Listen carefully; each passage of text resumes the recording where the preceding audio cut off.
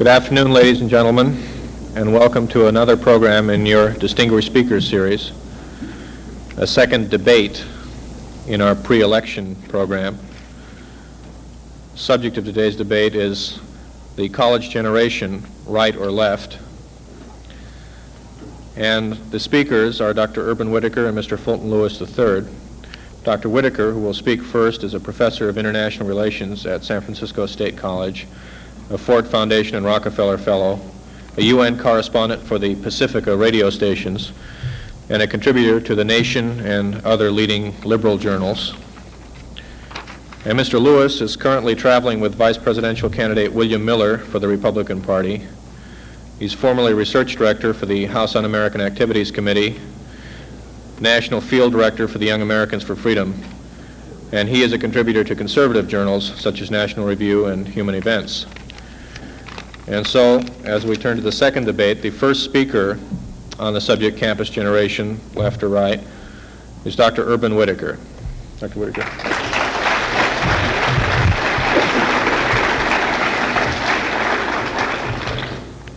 I have to tell you first that on the plane, as we came over from Phoenix this morning, I was the first one on, and I sat clear back in the back on the right-hand side. I noticed when Mr. Lewis came on, he sat just in front of the left wing, as far forward as he could get. But he reverted to character not long after that. We rented a car. He rented the car, of course, and as a driver, he had to sit on the left again, and then he got into the left lane on the freeway and couldn't seem to get out of it, so we missed the turn to come to UCLA. But then he got back in character. Before long, we were headed right back where we came from.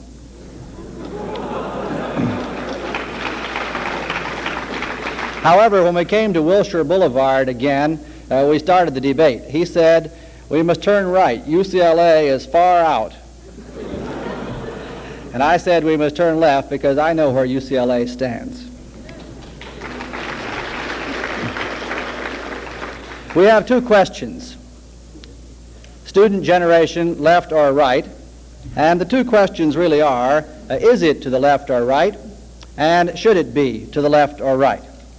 My answer is that the students are to the left of center, they'll stay to the left of center, and that's where they ought to be. It seems to me that there's not very much difference between students and other people. We are people. I think students and their elders ought to be to the left of center, and that's where they are. There are not really a lot of radicals among students nowadays. They're more like FDR, just a little bit left of center. Mostly the spectrum, political spectrum, is what I want to talk about, because students are really people, and the differences really are that they tend to be younger, though that's not always the case. In some ways they know less of what can be learned by experience, but I think it's quite true that in many ways students know more about the issues because they have the energy and the time and the inclination to study the issues. And I know that I and many of my colleagues envy our students because they have time to study the issues instead of just talking about them. I want to say something first about the meaning of the terms left and right, liberal and conservative. It seems to me that they are greatly abused in our society today. They are used as blanketly descriptive of people, of parties, and of publications, and I don't think that's correct. The terms liberal and conservative, left and right, are not philosophies. They're not ends or objectives. They don't tell you how to decide what you want. They are merely descriptions of means. The real question is not whether to conserve or to innovate. The question is what to save or what to invent.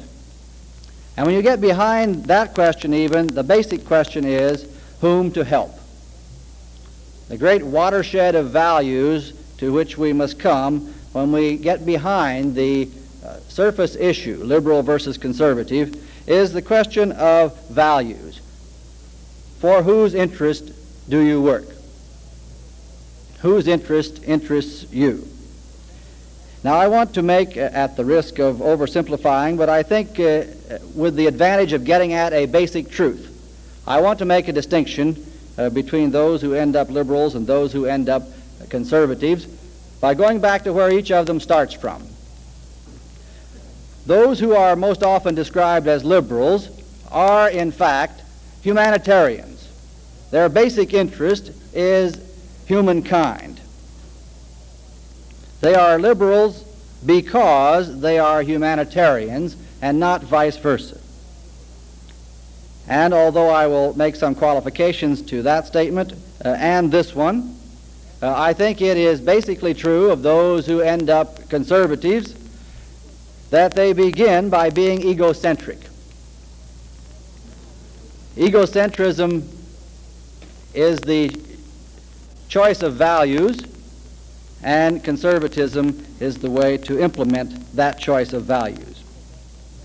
Now, that may strike some of you as rather harsh, and I'm not really going to end up saying that Mr. Lewis and his few friends are all purely self-centered, and I'm not going to claim that I and my many friends are humanitarian. But I do want to suggest that there is more than just a germ of truth here. Egocentrism may have one of at least three bases. It may be purely self-centered. I don't know very many people like that, but there may be some. I want something for me, or we've got to have it for California, or it's the American interest we want to serve. There may be some who begin with this basis. On the other hand, this egocentrism may be the result of short-sightedness. It may even, at its base, have the intent of achieving humanitarian objectives, but be so short-sighted on the relationship of various factors in today's world as to concentrate on achieving something for self. Or it may be that this egocentrism is a result simply of inattention. I think it's easy to fool ourselves, and we often do fool ourselves into thinking that we can't do anything for the poor people of this city, of Mississippi, of Africa or Asia, or that there really isn't anything to do, or that if they would only help themselves, they would be as well off as we are. It's easy to fool ourselves, and that's one of the reasons so many people who are on the conservative side come to this conclusion. Now, a few words in defense of and in description of humanitarianism. Humanitarianism may have as its base a purely idealistic or moral seeking. Some may simply be interested in helping others, helping all mankind. But it may also have, and I think perhaps this is more often true, a very practical base. And as egocentrism may really be a short-sighted way of trying to be humanitarian, humanitarianism may merely be a practical way of being effectively self-centered in the long range. Again, I think it's easy to fool ourselves. There are lots of humanitarian labels put on practical schemes in this world. My position is that we have an overriding interest in humankind, and that this is both a moral commandment and a practical necessity for us. Our objective, it seems to me, ought to be domestic and international programs which are aimed at the greatest good of the greatest number and progress for all. It is because I believe this that I am a liberal. Now, as time permits, I want to give just a few examples, and perhaps we can return to examples that interest you when we get to the question period. I want to start with civil rights, and I want to start by reading from a document of the Republican Party. For more than 3 centuries, Americans have dreamed a strange and wonderful dream. They've dared to seek strength for society by giving freedom to its members. They've liberated common men and women and have discovered uncommon faith and power. They have dedicated themselves to the importance of the individual and have achieved unparalleled greatness for the nation. Yet, for 1 out of 10 Americans, the dream has been distorted. For members of several minority groups, particularly Negroes, the meaning of equal opportunity is not yet complete. And because we have failed to pursue that American dream as zealously as we might, our society pays an appalling price. I agree. And because I agree and because I'm concerned about doing something about it, I say we need liberal programs in the field of civil rights. Now, being to the left may be sometimes liberal. It may sometimes be just conservative. Our choice very often nowadays is between conservatives and reactionaries rather than between liberals and conservatives. This is the choice, in fact, on Proposition 14 on our ballot this November. I'm a conservative on Proposition 14. I like the Rumford Fair Housing Act and I want to keep it. Our opposition are the reactionaries. They don't like it and they want to turn back the clock and legalize discrimination. This is very often our choice, not between liberalism and conservatism, but between conservatism and the reactionaries. Goldwater is a reactionary. He calls himself a conservative, but listen to this from something written by Nelson Rockefeller. It's actually written by Barry Goldwater, but Rockefeller found it convenient to quote this. Goldwater speaking, "I am opposed to every form of federal aid to education. The government must begin to withdraw." That's a symptom of reactionaryism. "The government must begin to withdraw from a whole series of programs that are outside its constitutional mandate, from social welfare programs," although that word welfare is in the preamble to the Constitution, "education, public power, agriculture, public housing, urban renewal." This is from the conscience of a conservative. Barry may have the conscience of a conservative, but he has a speechwriter who would have been much at home on the staff of the late Marie Antoinette. There are many other things in our domestic life which it seems to me it is appropriate to develop liberal programs for. I am a liberal with respect to the freedom to travel. I'm a liberal because I want to get rid of poverty. I'm a liberal with respect to medical care. I'm a liberal with respect to freedom of speech and academic freedom. On the international scene, it seems to me we have a great deal of work to be done in the field of human rights. Economic development. We Westerners are 15% of the world's population, and we still consume 55% of the world's goods and services, and I say that's something that has to be changed. I'm in favor of nationalism rather than the old-style European colonialism or the new imperialism of the communists or anybody else. I'm in favor of the United Nations, and I think more aid ought to be put through United Nations multilateral channels. I'm in favor of the United Nations peacekeeping force. I'm in favor of having both Chinas seated in the United Nations.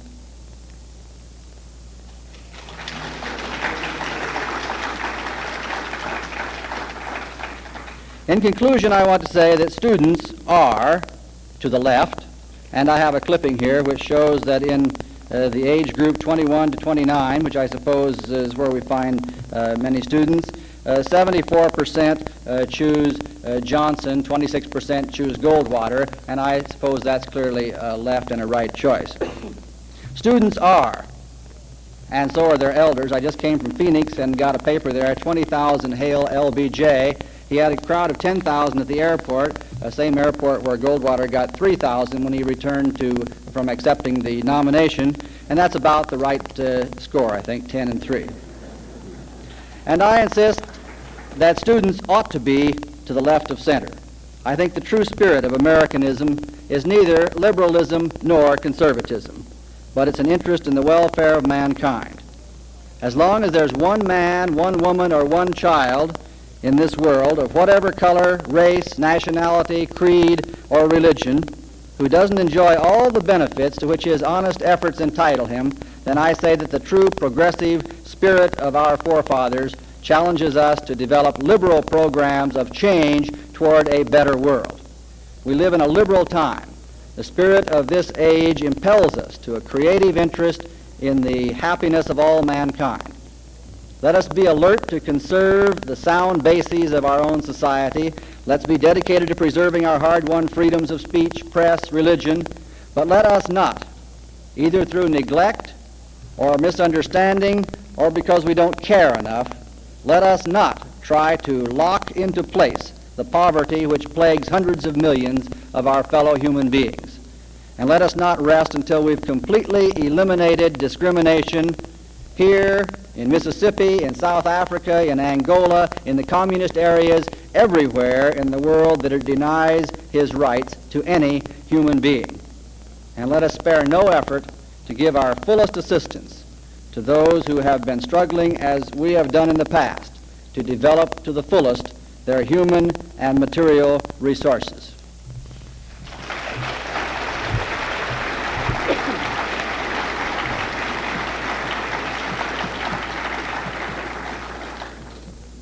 Thank you, Dr. Whittaker. Now speaking for the students on the right, Mr. Fulton Lewis III.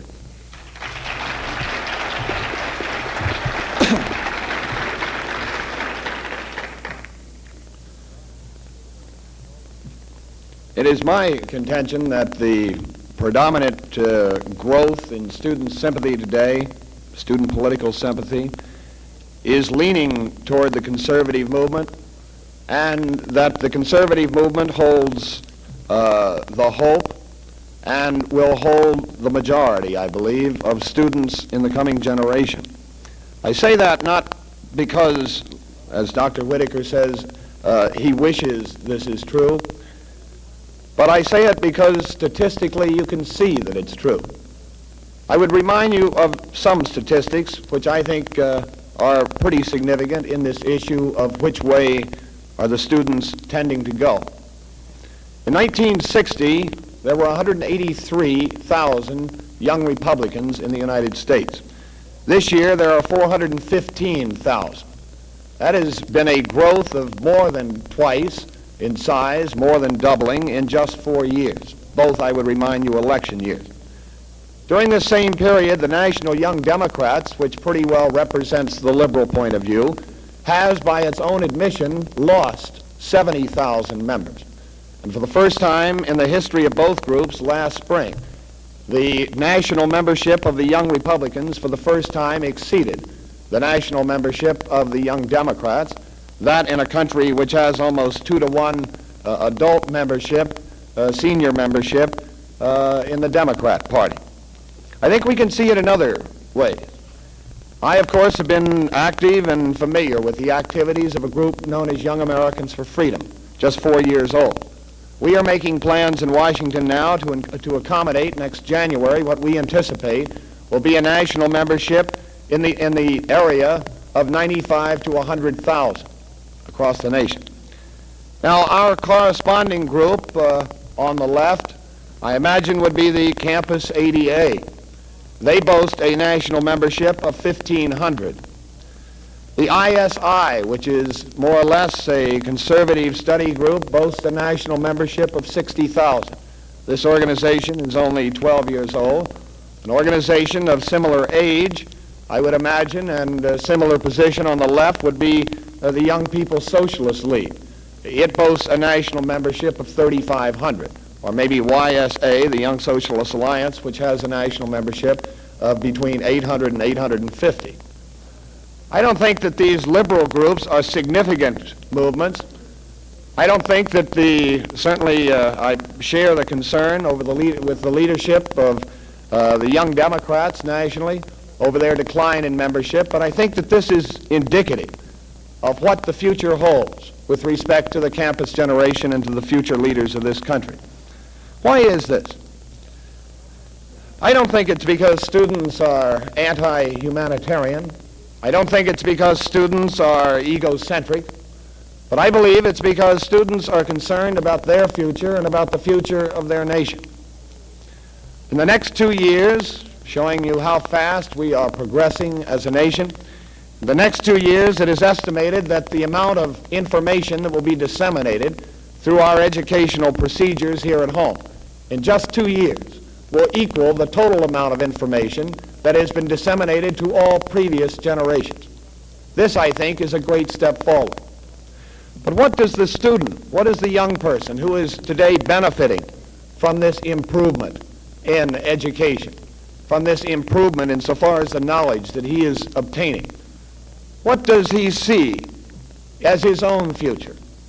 when he graduates, when he begins to get into the productive world, when he begins to get into the world of working for money and working for society. He sees more and more in this country, more and more decisions not being left up to him, but more and more decisions being assumed and being made by the level of government, by his elected officials. The liberal can only promise more of this, and the liberal comes forward only with more programs aimed at taking decisions away from the individual and subjecting him to the decisions of government. Whereas the conservative, who has faith in the individual, faith in the industry and capability of the individual, the conservative asks that we proceed in a different direction. I think that the basic difference between the conservative and the liberal is that the conservative believes that government's function, and it's a very challenging function during this latter half of the 20th century, is not to be the master of the people of a society, but is to be their servant, is to be their friend, to be their ally as they work and struggle for economic and social improvement. Unlike the liberal, the conservative believes that the most pressing and challenging problem which confronts government today is not to see how many of the decisions, how many of the prerogatives, how many of the powers it can assume, it can take from the people, but to constantly probe, to constantly examine, to constantly seek out new avenues, to try to build people instead of government, to try to transfer some of these responsibilities and decisions, and to constantly probe in that direction into the hands of the people themselves. This really is the function that the conservative feels is the essential function of government, not to be obsessed with its own growth, but to be obsessed and to be working toward the growth of people. And you build people not by taking responsibility away from them, but you build people by helping them to accept responsibility.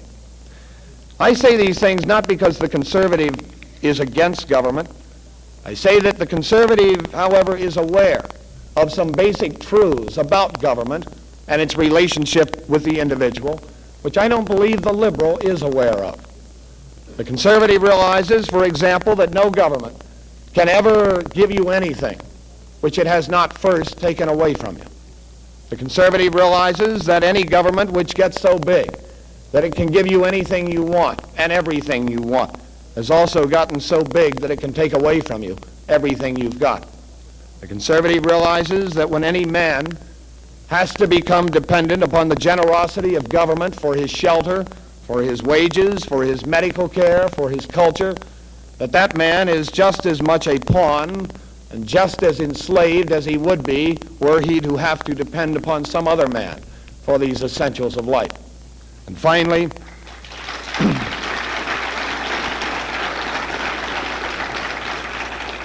the conservative is aware from the lessons of history that a government-regulated, a government-planned economy must, by its very nature, be monopolistic in character. And the conservative is well aware that the promise of jobs, the promise of prosperity does not lie in monopoly, but it lies in a free, a healthy, and a competitive market. It's for these reasons that the conservative, whether he be in the senior branch of the conservative movement or whether he be on the campus branch, that the conservative gets less and less impressed every day when he hears liberals talking about their grandiose plans to create that great society where the government will subsidize the cost of your birth, the government will provide for you your education, will determine your wages, will provide your house and build your house for you, will give you your transportation, will provide for you your utilities, will build your institutions of culture, will provide for you your medical care, and I imagine some ingenious liberal will finally come up with a final answer where you are buried in a federally owned box. But we are not impressed with these plans and programs because we are well aware of the fact that at the point, if we ever reach the point, where man's decisions have dwindled down to this level, where he has so few left, where he has so little power left, power over his own life, power over the life and the decisions of his own family. That man has been reduced in stature to the level of the pawn, or even in some cases, I think, down to the level of an animal. When the conservative, unlike the liberal, when the conservative speaks of progress, when he speaks of moving forward, he is not talking about moving forward toward this type of a society, but he is talking in terms of moving forward toward a society where the individual, where the average, where the below average and the above average are free to make their own decisions, are free to compete, are free to produce, and are free to live. We say this knowing full well that we live in a complex industrial society. We say this knowing full well the statistics with respect to automation and the problem that it is confronting, that it is posing to our society, that we are confronted with. We say this knowing full well aware of the statistics insofar as population growth are concerned. But the conservative believes that it is essential today to begin moving in the direction of building people, even because of these factors, because of these problems that we are going to confront, that we are confronting today. Because as we become bigger, as we become more automated, as we become more complex, it will be increasingly impossible for government bureaucracy, to be able to cope with judiciously and equitably, to be able to cope with these problems. Now, I believe that many times you have to take a step backwards just in order to preserve what you have. You have to take a step backwards in the relationship of government and the individual, particularly during periods of crisis. For example, during the Depression, it was necessary for government then to assume a peculiar amount of power, an uncanny amount of power, telling people in many cases where they could live, what they could eat, what they could not eat, where they could work, where they cannot work. A peculiar amount of power for this society, but I think an essential amount of power, because this was critically important. This was a period of emergency and crisis, and during these periods you many times have to take a step backwards in order to preserve the progress that you have already gained. During World War II, we had another example of government assuming a peculiar amount of power. Once again, we had the rationing, we had blackouts, we had government telling you where to work, where you couldn't work. But this was a step backwards in the relationship of government and the individual, which was important for this period. That was during a depression. That was during a world war. This is not a depression or a world war. This is a period that the liberal tells us is a period of peace and prosperity. And yet, what is the liberal asking?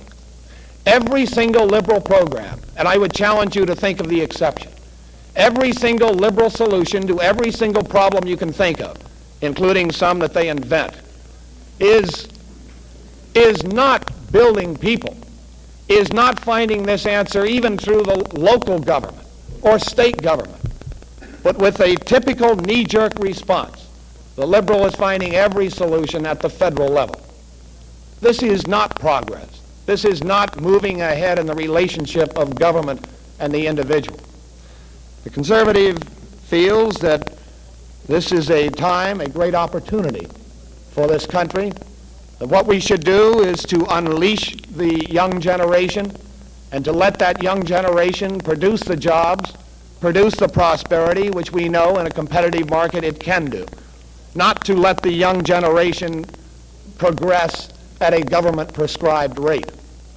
The faith of the conservative is more in the people themselves than it is in politicians and in political institutions, knowing full well that in the free market, in the competitive market, that there is industry, that there is ingenuity. Whereas in the political market you become so red-taped with the problems of bureaucracy, as we have seen during the past 15 or 20 years, that many times you never get any action from government, and many times when you do get action, it is action only because this pressure group had more power than this pressure group. I would say in conclusion then, that not only are the statistics clear, but there is more than statistics in trying to analyze what anybody is thinking or what anybody wants. I think that it's pretty clear from the statistics and pretty clear from the other evidences that the young people in this country, that the people who are anxious to get out and start producing, begin contributing, that they want their opportunity. They want their freedom. They want their, just once, they want their opportunity to be able to demonstrate that they can produce, that this nation can maintain itself as a great nation, as a productive nation. The only way this can be done, and the student is well aware of this, increasingly aware of it, the only way this can be done is through a free, conservative society and not a liberal society. Thank you.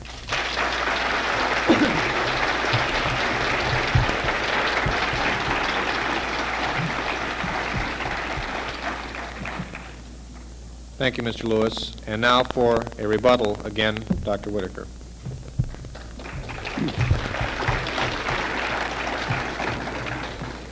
I never cease to marvel at how the conservatives can continue to say, in the face of all the prosperity we have, that if only they could get in power, this country would become prosperous again.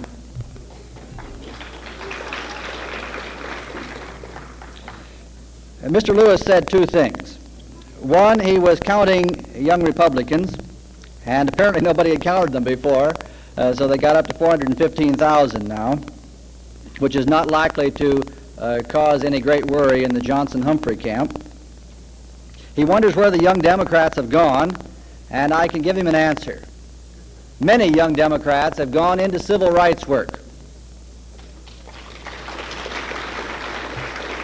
He didn't give us the figures on CORE or SNCC and a number of other groups who are working very hard for something they believe in at this time in our history.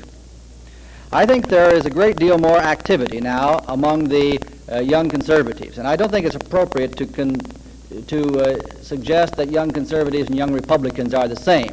I see a great deal of activity among young Republicans for Johnson.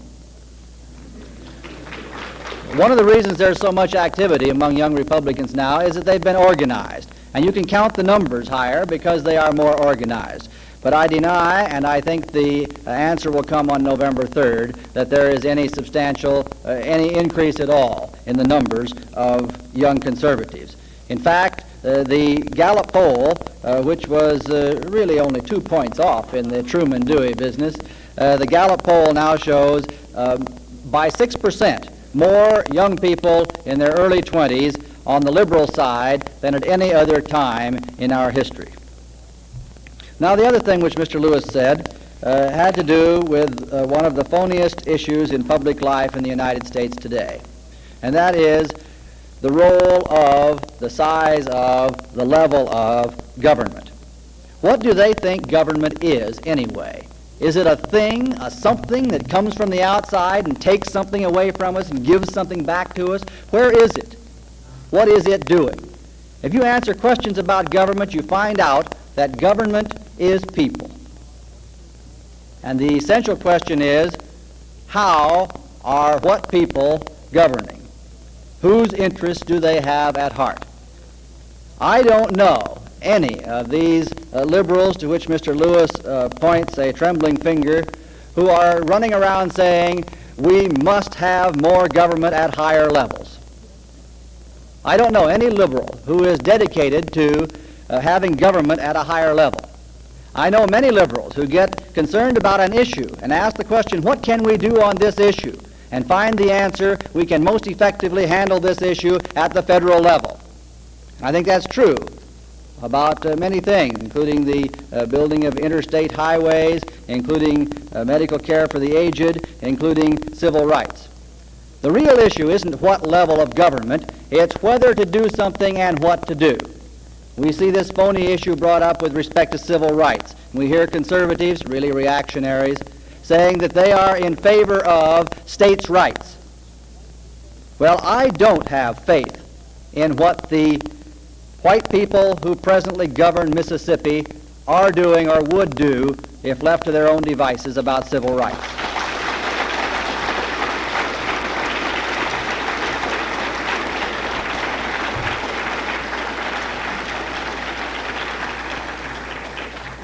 Well, I might as well quit then.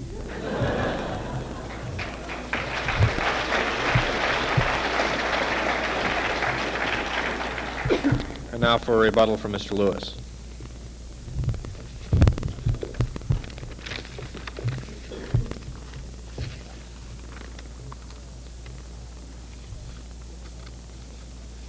Let me first of all tackle this question of civil rights, because I'm in a little bit of a quandary now as to what my opponent is speaking about. He says in the field of civil rights we need liberal programs. And he says that Johnson and Goldwater will truly present America with a liberal and a conservative choice. And just a moment ago he chastised conservatives for their insistence that these decisions and matters be left up to the states. Well, let me read what, and he said that this was a reactionary position. Let me read a letter dated February 5th, 1957, the original which I am holding in my hand. Dear friend, thank you for your letter of February 2nd. I have read it with interest. As I have repeatedly stated, I am firmly opposed to forced integration. Also, I have always been a strong advocate of maintaining the rights of the states to control functions such as operating school systems that properly belong to them. I am working to try to give added protection to the right of states' rights in my speech in the Senate. All good wishes. Sincerely, Lyndon B. Johnson, Senator.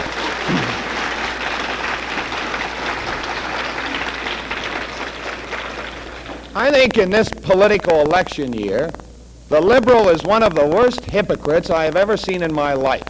How liberals can stand up and say that they are for civil rights, that they are dedicated to civil rights, and yet support a man whose personal record, whose lifelong record, has been a record, perhaps a record of the biggest and most flagrant acts of bigotry that I have ever seen in anybody's political history. A man who 46 times voted against civil rights legislation, who 6 times voted against anti-lynching laws, who voted 3 times to segregate the armed forces, who voted twice to segregate the nation's capital. Lyndon Johnson, this is his record, not Barry Goldwater's. Goldwater's personal record with respect to the situation, problems of integration, not only in his own state of Arizona, but in the Senate of the United States, has been one of being solidly in favor of bringing about an integrated society. He has personally taken acts of leadership and steps of leadership in his own state National Guard, when he was in his own department store, his own personal record. This to me, when you look at a man, you have to look at his record, and you have to look at what he stands for. The word welfare is in the Constitution, yes, but I would remind my opponent that the Constitution says that the government shall promote the general welfare. It doesn't say provide, and there's a big difference.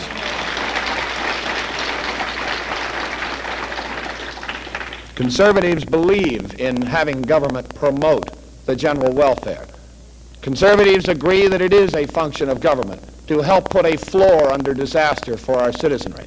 But liberals ask that we go one step further, not just a floor under disaster, but a ceiling over opportunity. And this the conservative regards as truly being steps backward, not steps forward. Liberals are humanitarians, we are told. I imagine we're supposed to imply by that conservatives are not. Let me just say this. I don't charge that liberals are anti-humanitarian. I'm not charging that liberals are any less sincere in their devotion and dedication to solving these problems than conservatives are. I think both conservatives and liberals in this country are not hypocrites in this issue of being sincere. I challenge, however, the method that the liberal seeks, as opposed to the method of achieving the end, which the conservative seeks. I remember the statement by George Bernard Shaw in his Intelligent Woman's Guide to Capitalism and Socialism. He said this: I make it clear to you that socialism means equality of income or nothing, and that under socialism you would not be allowed to be poor. You would be forcibly fed, clothed, lodged, taught, and employed, whether you liked it or not. And if it were discovered that you had not character and industry to be worth all this trouble, you might possibly be executed in a kindly manner. But whilst you were permitted to live, you would have to live well. Now, I don't know, maybe the liberal would regard that as humanitarian, because after all, George Bernard Shaw would end poverty, he would end conditions of unemployment, he would solve the educational problem, he would solve the problem of housing, and he would create, I imagine, a pretty great society. The only problem would be, of course, if you were lucky enough to live in it, you would not have any freedom whatsoever. When the conservative looks at man, he sees man's needs as not only being materialistic, but he sees the character of man and the need for man to have freedom as well as material.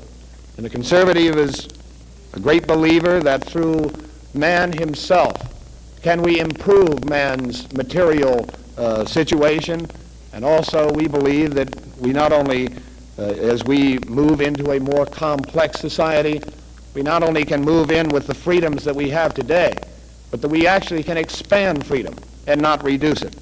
One final point. What is government? Government is people. Of course it is. Your federal government is as much yours as it is the person next to you, or as it is mine, or it is Urban Whittaker's. But I would remind you that when you make a decision yourself, your voice, democratically, over your own decision, is a power of 1 over 1. If that decision is taken away from you and is made by the city in which you live, your voice over the decision about how you're going to live has been reduced in proportion to how far it has been taken away, to 1 in 100,000 or 1 in a million. When Washington assumes this responsibility, your voice is reduced to 1 in 190 million.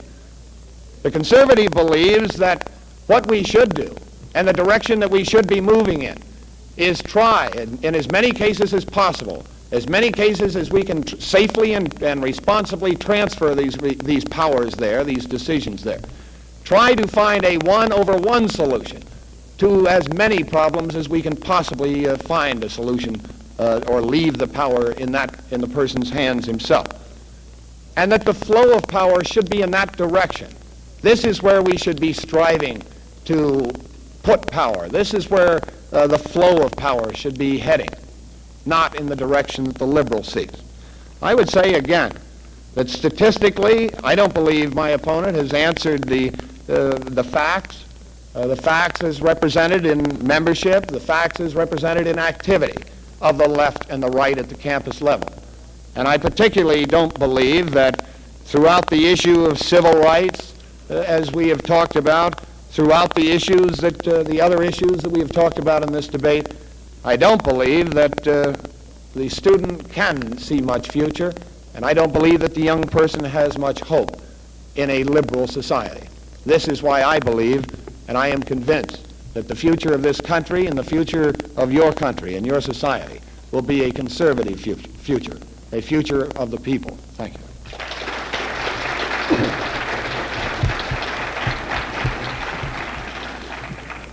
Let me ask now for questions.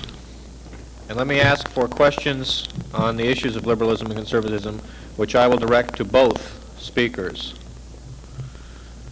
In other words, a question for an opinion on some issue from each gentleman. And on the aisle on the left over here. On the issue of who trusts the people, conservatives or liberals, I would like to be the opinion of both gentlemen. It is the conservatives who are constantly saying that each demonstration goes off by students is because students are communist groups. And I refer especially to Mr. Lewis's comments in the film Operation Abolition, which was a threatened story that Microsoft filed, where the contention of the film was that the approval was brought about because people were communist groups, that this is a trust of the people. I imagine that everybody heard that voice, but the question asks, particularly referring to Operation Abolition, for a judgment on this issue of trusting the people from the conservative and the liberal point of view. Dr. Whittaker, do you want to answer first? I think he's ready to answer first. Okay. Mr. Lewis? Let me, first of all, talk about the issue that you bring up about the film. I will stand by the film, and I will stand by the position that the film takes, and I will cite as evidence supporting the film the evidence in the Meisenbach trial. Now, let me hasten to point out, for your clarification, and I think for the clarification of everyone here, that conservatives do not point an accusing finger at every demonstration and say, oh, they're communists, or this is communist dupe, or anything of the sort. Certainly, the demonstrations that I have been in, we have demonstrations too, conservatives do. We believe in things and many times feel that it's proper to demonstrate. But when you do find an instance, as we found in, let's say in Harlem during the riots there several months ago, where the FBI and where the Attorney General of the United States, a liberal, both said that the rioting in Harlem had been initiated and to a great degree had been sparked by members of the Communist Party and named specific names. I think that the situation in San Francisco was a situation very, very similar to that. We have...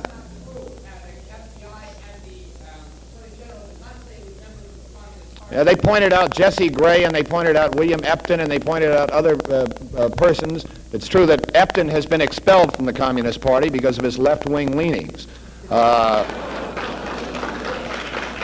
according to the Worker.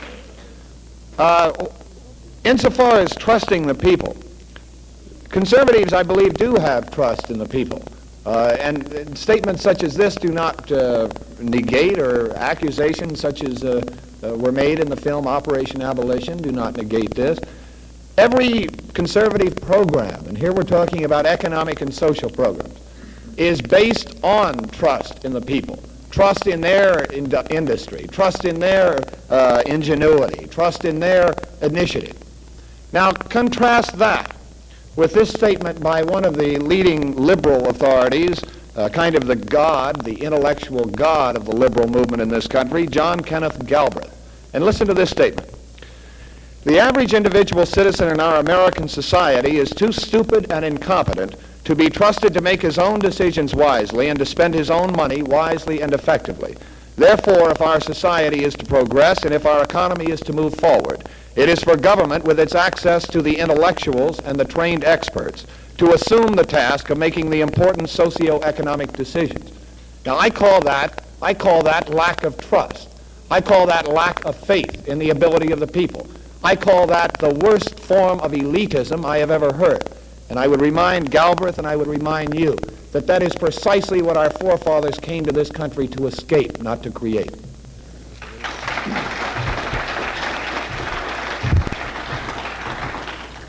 We're very close to something we were discussing earlier, and I think this is the second greatest fallacy being pushed by the conservatives nowadays. That is, that they have a monopoly on liking individualism. It just doesn't make sense. The truth is, we both feel, people on both sides of the political spectrum feel that as much authority as can be left to the individual ought to be left to him. And we both feel that the federal government, the state government, city governments, international government ought to be doing things. Where we disagree is on the matter of what government should be doing, what an individual can be left to do for himself. Barry Goldwater says he would withdraw from a whole lot of federal programs, including federal aid to education. Well, state government is government, city government is government, a school board is an agency of government. Would he withdraw those things and leave it to an individual to get their own education? I think we, acting through our government, are doing the right thing when we decide that our tax dollars ought in large numbers to go to support such educational institutions as this one, rather than leaving it to each one of you to go out and get his own education without any assistance from the total group. And I think we are doing the wrong thing when we decide through our government to start telling people what they can think, what they can say, what they can do about what they think. I agree with the apparent intent of the questioner. that it is on the liberal side that we really trust the individual when it comes to thought control. Lady in the second row over here.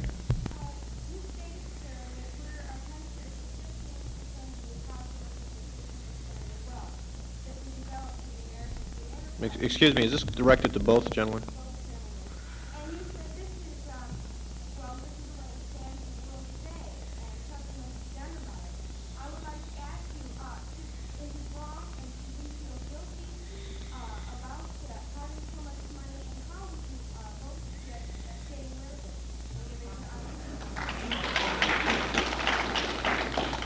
The question deals with America's, what I suppose would be called surplus wealth, and how it should be allocated. Dr. Whittaker? There's the first answer to the question. I didn't say that we are 15% of the world's population. As a matter of fact, we are 6% of the world's population. I said I was referring to Westerners. It used to be, not very many years ago, that we, the United States, were 6% of the world's population and we're consuming about 60% of the goods and services of the world. The most recent figures, this is a hard figure to really pin down, but I think the most recent figures indicate that the Western world, Western Europe, Canada, the United States, is about 15% of the world's population and consuming 55% of the world's goods and services. Now you ask, should we be ashamed of it? I don't think we should be ashamed. We should be proud of the fact that we produce well. We do well with the resources we have. But I think we should be ashamed if we turn our backs in any instance on people who have not been as fortunate as we. And if we should be ashamed if we come to the conclusion that they, therefore, haven't worked hard. I think we should be ashamed of a sentence I'll read to you.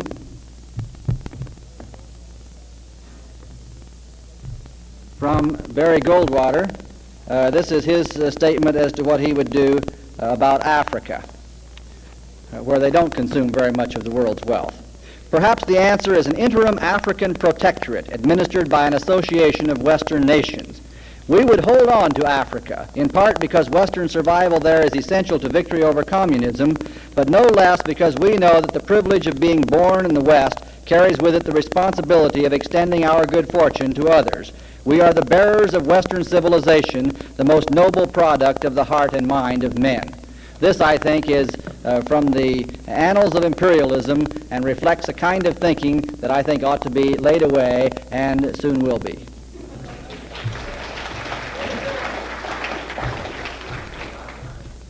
Well, the fact is that the liberal apparently has been ashamed of the American success story and has been, as you have implied in your question, has been very rapidly getting rid of American wealth. We have found through the foreign aid program, which has continued even over liberal objection recently, even some level-headed liberals are beginning to realize that the amount that we are spending and the type of aid that we are spending insofar as foreign aid is concerned is getting far out of proportion with needs, particularly when we are confronted, as we are told, with poverty right here in the heart of America. What has happened? We have found that this country, even though we talk in terms of being prosperous, this country today is not as prosperous as we would think. We are enjoying what I think is kind of a false prosperity because we haven't yet paid the bill for the prosperity that we are enjoying. Right at this particular minute that I stand here, we find ourselves with gold reserves which have dwindled down during the past 20 years, have dwindled down to the point where today we only have $15.7 billion in our gold reserves, of which some $13 billion have to be, according to law, have to stay in this country, cannot be used for covering foreign obligations. They must be here to back our own currency. So we are left really with $2.7 billion to cover foreign claims against our gold reserves. It might interest you to know that those foreign claims today have jumped up to $23.5 billion, but we only have $2.7 billion to cover them. This is something that is concerning, finally, is beginning to concern liberals, but has been concerning conservatives for a number of years. It's quite different from the situation 10 years, 15, 20 years ago, when we were a prosperous nation. There is something that we should be doing, obviously should be doing for the world. You don't, I don't believe, you don't help a country that is underdeveloped. You don't help it to learn. You don't help build that country simply by writing it a check and then ignoring it. You help it by exporting ideas, by exporting know-how, and by exporting the information and the assistance, the technical assistance, to help that nation get on its own feet. Once again, the whole conservative idea that you build a person, you make a person competent, you make him independent, only when he can rely upon himself, not when he has to be dependent upon the generosity or on the mercy of someone else. So I don't think in our foreign aid program, where we have actually forced countries to become dependent upon our handouts for their life, because we have refused to concentrate on giving them information, on giving them technical know-how. I think that we really have, in many cases, injured these countries far more than we have helped them. May we have a little argument here? I just want to have a little bit of an argument on this point. I'm not an economist, and I can't do an awful lot with all these figures about the national debt. But I'm curious, and maybe you can answer the question for me. I've been hearing, ever since I've been hearing anything about politics, from the right, a lot of worry about the national debt. We're getting into more trouble, we're getting into more trouble, we're getting into more trouble. They were sure we were headed for disaster during the Roosevelt years. They were certain we were going to have disaster during the Truman years. They were so far right that they thought Eisenhower was a full-blown radical, and they were sure we were getting into trouble during the Eisenhower years. We've now had 4 more years of the Democrats again. The national debt may be bigger, I don't know. But I am enjoying life, making more money all the time, and it seems to me most of the people I see are making more. Look around us. What do we have? Buildings and wonderful things going, helping people around here. I think it's a good idea. Well, let me say this. We are enjoying. I think part of the basic liberal credo is eat, drink, and be merry. For tomorrow we won't be around. But you will be around, and your children will be around. The fact is that the total debt and the obligation for the luxuries, for the benefits, for the assets that Urban Whittaker and Fulton Lewis are enjoying today in this country, that the total obligation which we have committed the next generation to is not just $315 or $320 billion, it's $1.25 trillion. And divide that up, just population-wise, among the generation that will be born in the coming year. And every child that's being born into this country today is born with an obligation himself, a personal debt, somewhere in excess of $8,000. Now, I don't think that's fair to the next generation. I don't think it's fair to your children. Of course we're enjoying prosperity today, but you're only really prosperous when you can pay the bills for what you're enjoying.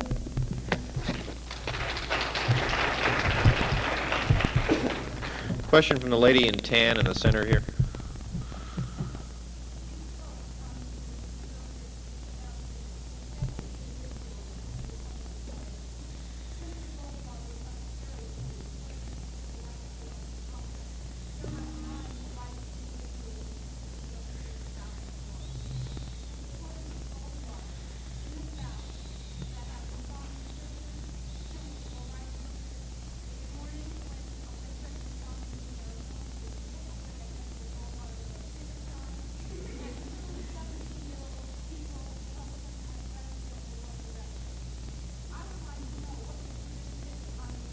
Let me repeat the question.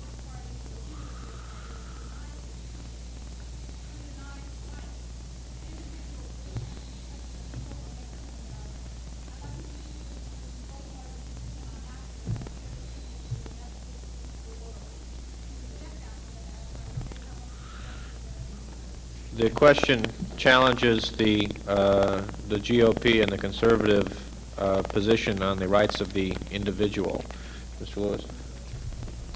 Well, I think maybe a couple of years ago you might have been able to spread this type of story or create this type of impression. This was before, of course, the Democrat Party was taken over by Lyndon Johnson with his record. I would say that Goldwater himself explained in his own words his opposition to the Civil Rights Bill of 1964 after having voted, I would remind you, for every other civil rights bill and every other opportunity to vote for civil rights since he came to the Senate. He had grave reservations, as indeed many jurists do, as indeed many politicians, liberal and conservative, do, about 2 sections in the Civil Rights Bill, the public accommodation sections and the FEPC section. His concern is not over the objective of these decisions, of these two provisions, these two sections, not over what they're trying to accomplish, but over the means that are being used in accomplishing these objectives. Goldwater does not, for example, believe that the ends justify the means. He thinks that we have to be very careful about the precedents that we set, because future precedents will come from these. For example, in the public accommodations section, so much has been made of the public accommodations section and all that it will achieve, and yet I am inclined myself to feel that the public accommodations section doesn't really move us that far ahead in the field of civil rights. It's going to happen as it has happened, and I know of cases where it has happened, where a Negro has been admitted to the restaurant. He has been seated at the bar, and technically the owner of that restaurant has complied with the public accommodation section. But then the white customers have gotten service right away and the Negro hasn't gotten served for a half hour or 45 minutes. The segregation, the discrimination has continued. This I don't, unless we are going to station a policeman in every bar, a policeman in every restaurant, unless we are going to adopt that sort of a device to enforce this, the public accommodation section, I think the importance of it has been blown a little bit out of proportion. I would agree with the reservations that Goldwater has with respect to that section, and I would say that it's not because Goldwater is against civil rights, but because he is for civil rights. I would also point out, when we have a president in the White House, it's his character, it's his own ambition with respect to a certain project. These are the things that are going to determine how hard he is going to work for this or how hard he is going to work for that.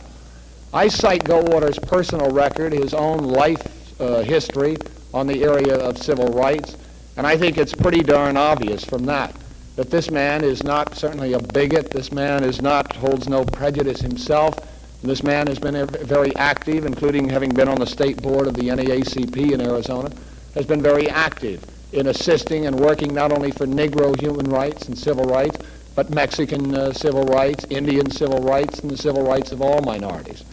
Now, in your own mind, compare that record with a record which you know Lyndon Johnson has, a record where in his heart and in his mind, I truly believe that Lyndon Johnson has always been and probably is today, instead of being a true, sincere integrationist, that probably his stance insofar as civil rights today is purely political, whereas in his heart and in his mind, I think this man harbors great prejudice, almost enough prejudice to be able to truthfully and accurately describe him as being bigoted. I think his record justifies that.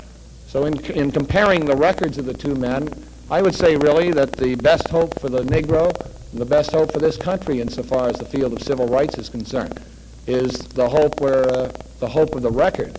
And the record in this case is Goldwater's record as opposed to Johnson's.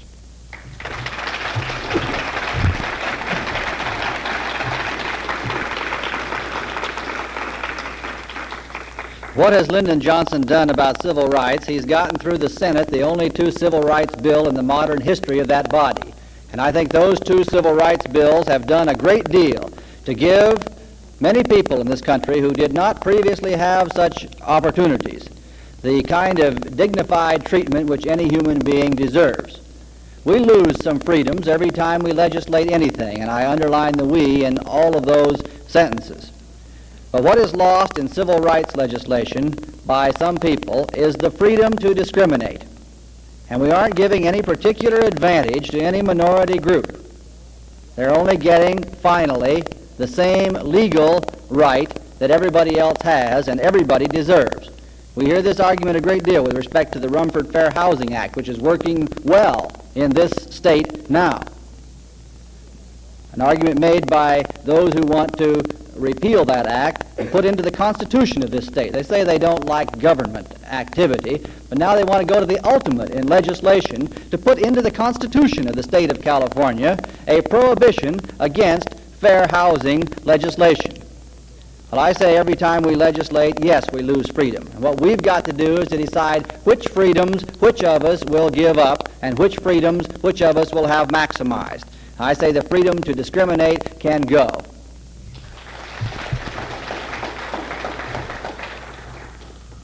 Let's have one more question from the gentleman in the orange jacket on the aisle.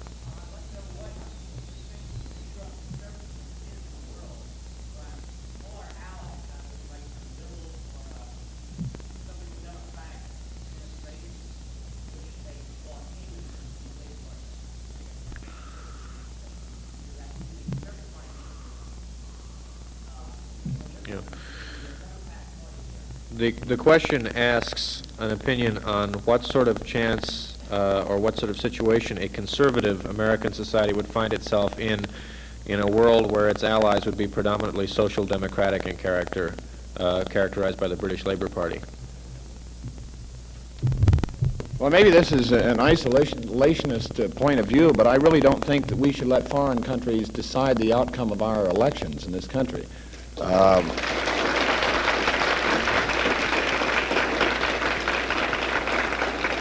This is really a decision for Americans this year, and I am convinced that when Americans do make the decision and Goldwater is elected as president, and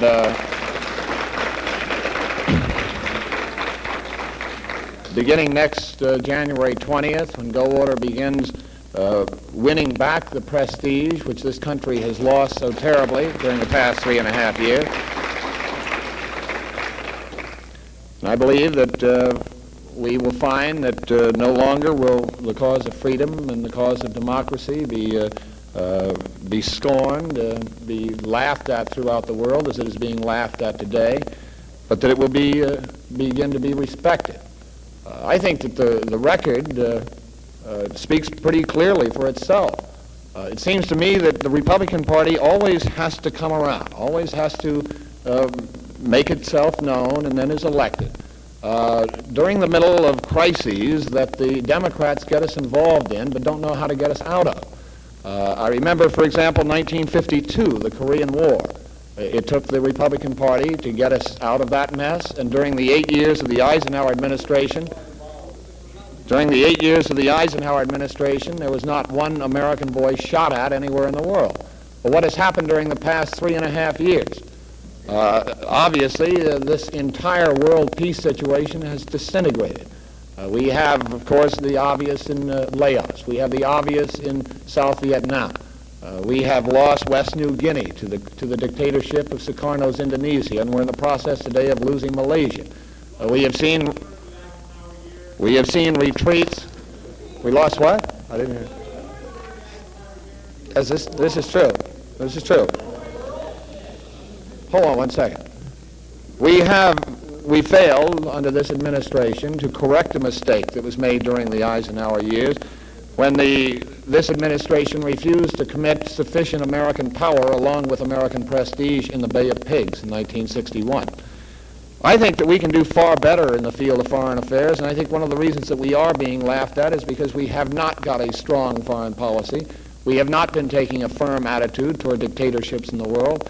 We have not really, we've turned around and have resorted and reverted back to old programs that never worked 20, 30 years ago, old programs that'll never work today. The program of accommodation, the program of appeasement, which was tried unsuccessfully by Neville Chamberlain, the program of unilateral disarmament, which was tried in South Korea, and the appeasement there, which also did not work out very successfully. We are trying these same things today. The program of subsidizing your enemy, of sending your enemy foreign aid, of sending someone who has pledged to your destruction the tools of war. These are things which really in the past have resulted in disaster. And we wonder why, let's say, England, under its far more liberal administration than we have had, we wonder why England is now turning around and extending long-term credit to Khrushchev. We wonder, and our administration condemned England and Spain for starting to trade with Castro. But how blind can we be? They had refrained from this. They had refrained from this until we initiated the idea of long-term credit. until we began subsidizing through the wheat to Russia deal, subsidizing Khrushchev ourselves. This is where we have lost in prestige. One quick issue. It is said by a lot of people are concerned, as I am concerned, over the reports that are coming out of Europe that there is a great deal of concern over Goldwater, that Europeans pretty generally are lining up behind Johnson. I think if you will remember, this was pretty generally the situation in 1960. There was a great amount of skepticism in Europe about John Kennedy and about his election, and pretty much Europeans were lined up behind Nixon. I think that we should try to understand the European dilemma. They are very much dependent upon the United States and our foreign policy for their own security. And when they see an administration in power which is at least holding on to the freedom that they have, they are a little hesitant to change for anybody. As you remember, they fell in love with John Kennedy, though after he was elected, and I'm really convinced that they will fall in love with Barry Goldwater when he is elected.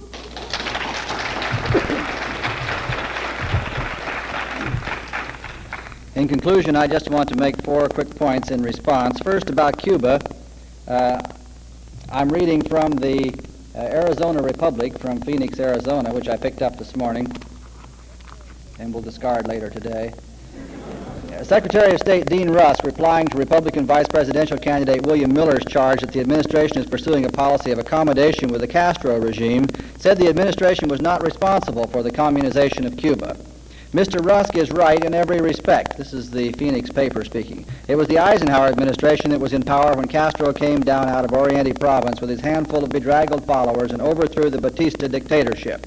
And it was the Eisenhower administration that sat idly by as Castro solidified his hold on Cuba, instituted drumhead justice, jailed and executed opposition, and turned increasingly toward the Soviet Union. That's the first point I wanted to make in response. The second was in response to the statement, which I think in error, that not one American boy was shot at during the Eisenhower administration. I remember Francis Gary Powers, who was effectively shot at over the Soviet Union. The third thing I want to say is that I don't really have to argue with you about who's going to be president on January 20th. I'll remember long toward 11 or 12 o'clock on the night of November 3rd our discussion here today and hoist one to you. The answer to that question will be coming. And with respect to the lady's comment about the rest of the world, I didn't gather that she was hoping or thinking that the rest of the world was going to influence our election, but it seemed to me she had in mind the fact that we and the British and the Chinese and the Germans and everybody else are responding to pretty much the same world. And we might well ask the question, if the sensible response seems to be, and we take an other response, what would be our future? Well, again, I won't argue with you about it. Within the next 3 weeks, I think we'll see that the appropriate liberalizing trend will continue, both in Britain and in the United States. I'm confident for November 3rd. Now, with respect to a fourth point and final point, I've been thinking about this exchange we had on the national debt. And I do recall hearing your father say and hearing some of my father's friends say that our children are going to be suffering from this debt. But I don't notice that either one of us really suffers from that debt. And from what you said about it being $8,000 per person, our children and grandchildren, I think I found a solution.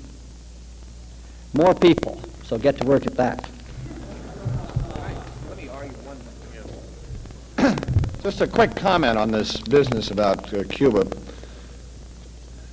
I am very, I think I made a mention a moment ago that I consider the position of the Eisenhower administration with respect to really supporting Fidel Castro as a grave and a serious mistake. And in this respect, I agree with the Arizona Republic. I would point out, however, that it's not Eisenhower that's running this year, it's a man named Barry Goldwater. And I am very proud of the fact, along this issue, that in June of 1958, and this was some 6 months before Castro really took over at Cuba, Barry Goldwater stood up on the floor of the Senate and was chastised then by a Senator John Kennedy and Senator J. William Fulbright for the statement that he made. But he stood up on the floor of the Senate and made a speech in which he said that Fidel Castro is a communist, that we are making a mistake, that Raul Castro was a communist, that Che Guevara is a communist. In response to this, Senator Fulbright bitterly attacked Senator Goldwater, said that he sees red in all social upheavals, tints of red in all social upheavals, and Senator Fulbright described Castro as the George Washington of Cuba. Later in that same Senate session, the late President Kennedy made a statement that Senator Kennedy then, that in his opinion, Castro was the Simon Bolivar of Cuba. And indeed, in his book, The Strategy of Peace, he makes that evaluation. On the basis of record, I wish then that we had had Barry Goldwater as president, because I think he had far more insight into the background and into the nature of this social upheaval in Cuba than the administration did, and certainly than the liberals that were attacking him did. I am also proud of the fact that he has made similar warnings and similar predictions with respect to the outcome of a coalition government in Laos, a prediction which he was attacked for making with respect to Laos would become a communist regime if we had a coalition government with a communist there, but a prediction which we see coming true today. I'm not saying, I hate political people that say, I told you so, and this certainly is not going to help correct the mistakes of the past. But again, on the basis of record, this man's record has been one of being accurate, of predicting exactly what has happened, what was going to happen, and of correctly interpreting and correctly evaluating communist uprising in Cuba and Laos and throughout the rest of the world, whereas the others who are making bids for leadership have been wrong every time. So on the basis of record, I think we'll be much safer and much wiser when we do support Barry Goldwater.